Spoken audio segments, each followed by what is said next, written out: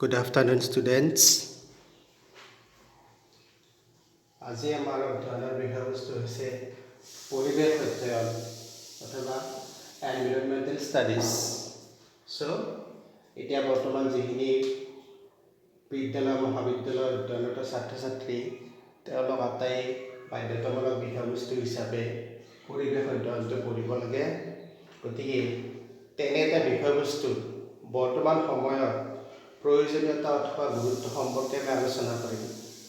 যদি তোমালোকৰ এই বিষয়বস্তুৰ ওপৰত কিছুমান প্ৰশ্নৰ উত্তৰ কৰিবলগীয়া হয়, দীঘলীয়া প্ৰশ্ন হিচাপে তোমালোকৰ আহিলে তেনেকুৱাকৈ আহিব যে পৰিৱেশ অধ্যয়নৰ গুৰুত্ব অথবা প্ৰয়োজনীয়তা সম্পৰ্কে আলোচনা কৰা। What is the need and importance of environmental studies. গতিকে তেনেকুৱা এটা বিষয়বস্তু আমি আলোচনা কৰিবলৈ যাওঁতে কিছুমান বিশেষ দিশ মন কৰিবলগীয়া হয়। তেনেবোৰৰ ভিতৰত প্ৰথমটো হৈছে পৰিৱেশ আৰু মানুহৰ মাজৰ সম্পৰ্ক। গতিকে পৰিৱেশ অধ্যয়নৰ জৰিয়তে আমি এটা বিশেষ দিশ আলোচনা কৰিব পাৰোঁ, সেইটো হৈছে পৰিৱেশ আৰু মানুহৰ মাজত থকা সম্পৰ্ক। সাধাৰণ ভাষাত আমাৰ চাৰিওফালে থকা জৈৱিক কিছুমান উপাদান যেনে গছ গছনি, জীৱ জন্তু, অণুজীৱ তথা অজৈৱিক উপাদান যেনে বায়ু, পানী, মাটি ইত্যাদিসমূহৰ সামূহিক যিটো অৱস্থা সেইটোকে আমি পৰিৱেশ আখ্যা দিওঁ। তেনে এটা পৰিৱেশত বৰ্তমান সময়ত বিভিন্ন সমস্যাৰ সৃষ্টি হৈছে। এনেবোৰ সমস্যাৰ বিষয়ে জানিবলৈ পৰিৱেশ অধ্যয়নৰ অতিকৈ প্ৰয়োজনীয়। তাৰ ভিতৰত প্ৰথম পইণ্ট হিচাপে আমি লৈছোঁ পৰিৱেশ আৰু মানুহৰ মাজৰ সম্পৰ্ক। To study about the man and environment relationship. পৰিৱেশৰ লগত মানৱ জীৱনৰ ওতঃপ্ৰোত সম্পৰ্ক আছে আৰু এই পৰিৱেশে মানুহক জীয়াই থকাত বিভিন্ন ধৰণে সহায় কৰে।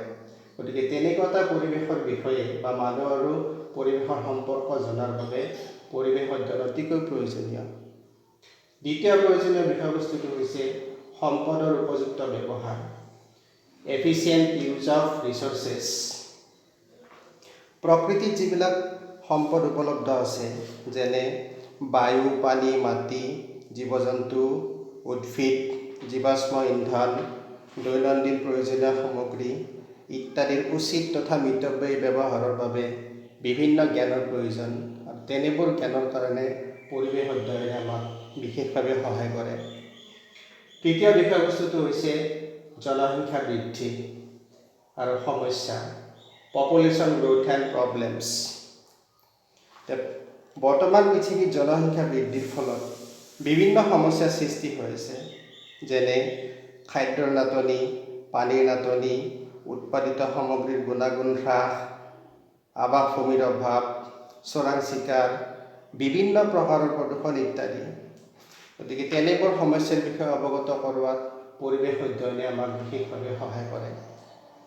চতুৰ্থতে জৈৱ বৈচিত্ৰতাৰ সংৰক্ষণ। Biodiversity conservation. প্ৰকৃতিত উপলব্ধ বিভিন্ন জীৱ জন্তু অথবা বিভিন্ন উদ্ভিদসমূহে মানুহক খাদ্যৰ যোগান, ঔষধৰ যোগান তথা চিকিৎসা সেৱা ইত্যাদি আগবঢ়ায়।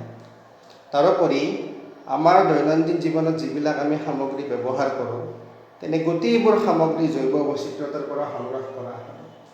গতিকে জৈৱ বৈচিত্ৰতা বুলি ক'লে সাধাৰণতে পৃথিৱীৰ উপৰিভাগত যিখিনি উদ্ভিদ, গছ গছনি, জীৱ জন্তুৰ মাজত বৈচিত্ৰতা সেইটোকে আমি জৈৱ বৈচিত্ৰতা বুলি কওঁ। মানুহৰ দৈনন্দিন জীৱনত ইয়াৰ এটা বিশেষ ভূমিকা আছে, সেইবাবে জৈৱ বৈচিত্ৰতাৰ সংৰক্ষণ অতিকৈ প্ৰয়োজনীয়। তাৰ পিছৰ এটা গুৰুত্বপূৰ্ণ বিষয়বস্তু হৈছে জলবায়ু পৰিৱৰ্তন, ক্লাইমেট চেঞ্জ।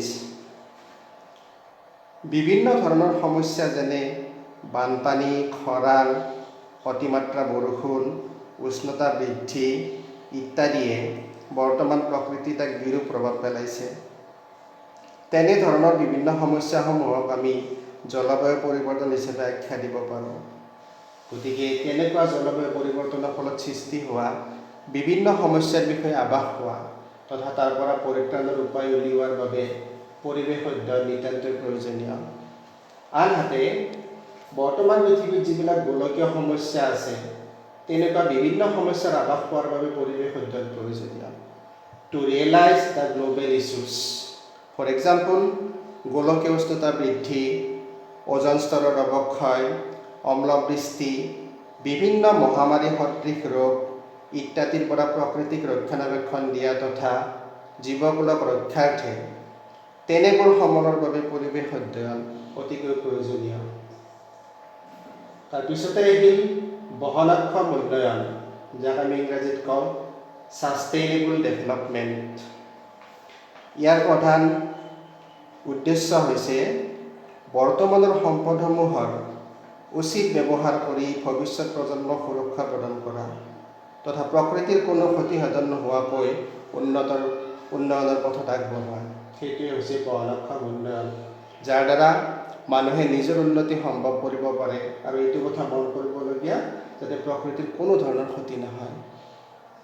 তাৰপিছতে এটা মন কৰিবলগীয়া বিষয়বস্তু পৰিৱেশ প্ৰদূষণ, এনভাইৰনমেণ্টেল পলিউশ্যন, যাৰ ভিতৰত আমি ক'বলৈ গ'লে বায়ু প্ৰদূষণ, পানী প্ৰদূষণ, মাটি প্ৰদূষণ, শব্দ প্ৰদূষণ, নিউক্লিয়, গোটা আৱৰ্জনা, বিভিন্ন তাপজনিত প্ৰদূষণ ইত্যাদি। তেনেবোৰ প্ৰদূষণৰ কাৰণ, ফলাফল তথা নিৰাময়ৰ উপায়ৰ বাবে পৰিৱেশ অধ্যয়ন অতিকৈ প্ৰয়োজনীয়। তাৰপিছতে পৰিৱেশক ৰক্ষণাবেক্ষণ দিয়াৰ বাবে পৰিৱেশত বিভিন্ন অনুষ্ঠান, কিছুমান এনভাইৰনমেণ্টেল ইনষ্টিটিউশ্যনৰ উদ্ভৱ হৈছে। উদাহৰণস্বৰূপে ZSI, BSI, WWF, CSE, eco club ইত্যাদি। তাৰোপৰি বিভিন্ন সময়ত বিভিন্ন ব্যক্তিবিশেষ যেনে সন্মানীয় যাদৱ পায়েং, সুন্দৰলাল বহুগুণা, মেধা পাটকাৰ, ৱাংগাৰী মাথাই, অনাৰেবল গ্ৰীণ জাজ কুলদীপ সিং, অনাৰেবল MC মেহতা ইত্যাদি বিভিন্ন সময়ত বিভিন্ন ধৰণে পৰিৱেশক ৰক্ষণাবেক্ষণ দিয়াৰ বাবে আমাক দিহা পৰামৰ্শ আগবঢ়াইছে। অৱশেষত এই বিভিন্ন সমস্যাসমূহৰ বিষয়ে অৱগত হোৱাৰ পিছত আমাৰ আটাইৰে এটা প্ৰয়োজনীয় বিষয়বস্তু জনসচেতনতা, পাব্লিক এৱাৰনেছ। যদিহে আমি আমাৰ পৰিৱেশটো নিকা তথা সুস্থ কৰি ৰাখিব লাগে, তেনে ক্ষেত্ৰত আটাইতকৈ প্ৰয়োজনীয়তা হৈছে জনসচেতনতা। আৰু সেই ক্ষেত্ৰত প্ৰধানকৈ ভূমিকা পালন কৰিব পাৰে আমাৰ ছাত্ৰ ছাত্ৰীসকলে। গতিকে ছাত্ৰ ছাত্ৰীসকলে নিজে পৰিৱেশ অধ্যয়নৰ জৰিয়তে বিভিন্ন মানুহক অৱগত কৰাই আমাৰ প্ৰকৃতিক ৰক্ষা কৰিব পাৰে। Thank U.